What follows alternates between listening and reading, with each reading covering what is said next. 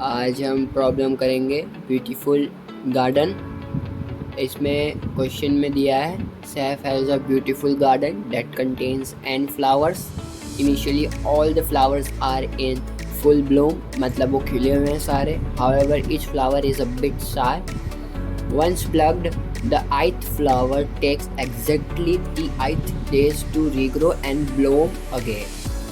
Seth loves plucking flower but also wants his garden to always look beautiful. अब सैफ चाहता है कि उसका गार्डन हमेशा हरा भरा दिखे, पर लेकिन उसको उसी टाइम पे ही जो फ्लावर्स है उनमें भी उसको तोड़ना है। For this reason he instead that there are always at least K flowers blowing in the garden at any given time. Over a period of D days numbered from 1 to D inclusive, मतलब 1 से लेके D दोनों count होंगे इसमें। Sav will pluck some of the blowing flowers on any day he chooses to pluck any number of blowing flowers as long as after plucking there remain at least K blowing flowers. Note that each flower is plucked on X, it will grow and will again available again on day X plus ith। मतलब मान लीजिए आपने पहले ही दिन एक flower आपने तोड़ा जिसको 3 दिन लगते हैं ग्रो होने में, तो वो उसका अगला जब वो ग्रो होगा और आप जब उसको तोड़ सकोगे वो दिन होगा 3+1, मतलब कि चौथा दिन, क्योंकि 3 दिन तो उसको ग्रो होने में लगेंगे। मतलब 1 इसके आगे 3, 2, 3, 4, मतलब 4वें दिन को हम उसको वापस हम तोड़ सकेंगे। द फ्लावर में भी प्लक मल्टीपल टाइम्स, हम कितनी भी बार तोड़ सकते हैं, पर लेकिन उन्हें रीग्रो होने के लिए टाइम चाहिए। और तो इसमें इनपुट फॉर्मेट देख लेते हैं। The first line of input will contain a single integer t denoting the test cases, and नीचे की उसकी अगली line, first line of each test case contain 3 integers n, k and d, where n denotes the number of flowers in the garden and k denotes the minimum number of flowers that must always bloom। वो हर बार खिले होने चाहिए, इतने flowers रहने चाहिए garden में, इसका मतलब ये है। डी है नंबर ऑफ डेज, कि आप कितने दिन तक आप फ्लावर्स को प्लक कर सकते हो। इसके आगे की लाइन कंटिन्यू होगी T1 से लेके Tn तक, वेयर T8 मतलब एक T8 पोजीशन डिनोट्स करेगी number of days to grow 8th flower. Okay, put format में हमें चाहिए कि हम कितनी मैक्सिमम टाइम्स शेफ वो प्लग कर सकता है फ्लावर्स को। यहाँ पे हम अपना कोड देखते हैं। हमने यहाँ पे स्टैंडर्ड इनपुट फाइल ले लिया है जो कि है bit/std++। ये सारी स्टैंडर्ड फाइल को इंक्लूड कर लेता है, इसके लिए हम इससे ही लेते हैं। और हमने टाइप डेफ क्यों लिया है, क्योंकि यहाँ पे हमें पता नहीं है, तो हम इसको टाइप डेफ भी ले। इंट मेन में फॉलो होगा iOS base sync studio false. इसका मतलब ये है कि हम सी इन और सी आउट को हम सी से कनेक्ट नहीं कर रहे, नहीं तो ये स्टैंडर्ड अगर हम फाइल अगर ये ना डालें तो ये सी इन को ये प्रिंट एफ के संग कंपेयर करेगा और सी आउट को सी इन को स्कैन एफ से और सी आउट को प्रिंट एफ के संग। फिर हमें इंटीजर टी लिया टेस्ट केसेस के लिए, उसका इनपुट लिया, देन वाइल लूप घुमाया जब तक t 0 ना हो जाए। उसके बाद हमने 3 इंटीजर्स लिए, n k d, where n denotes the number of flowers, k denotes the minimum number of flowers and d denotes the number of days। यहाँ पे हमने एक वेक्टर नाम का एक एरे बनाया है जो कि होता है डायनेमिक इन नेचर।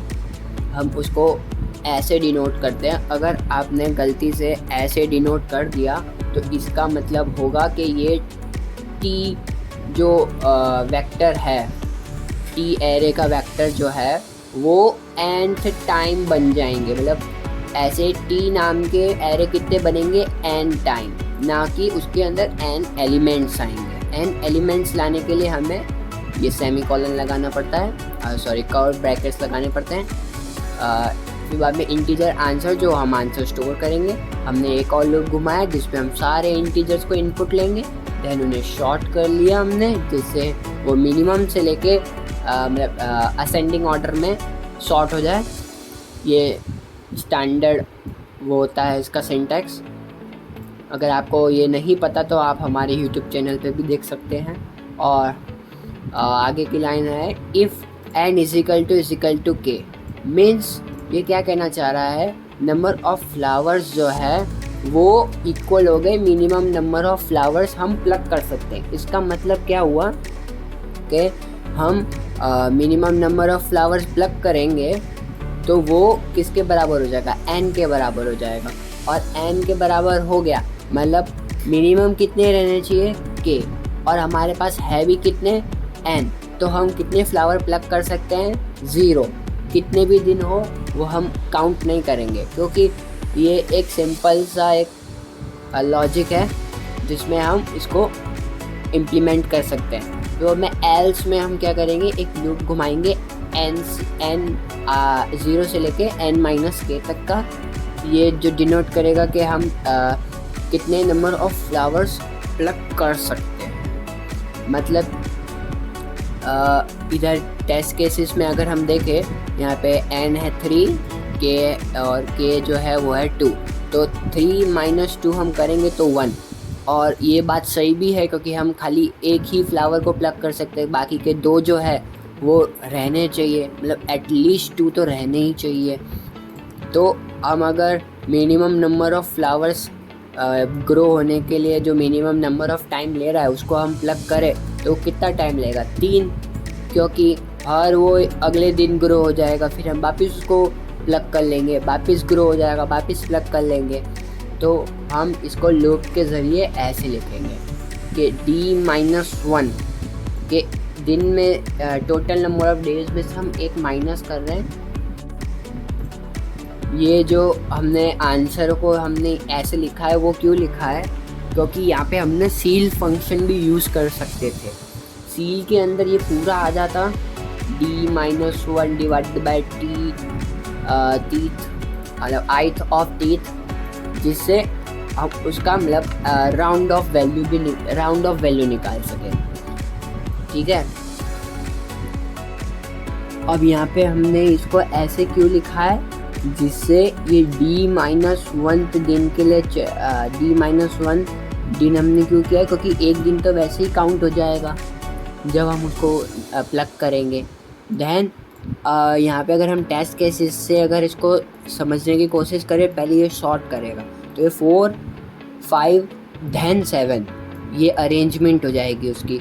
देन उसके बाद d-1 करेंगे तो 4 डिवाइडेड बाय टीथ ऑफ आई हो जाएगा 4, तो उसको हम डिवाइड करेंगे तो आंसर आएगा 1।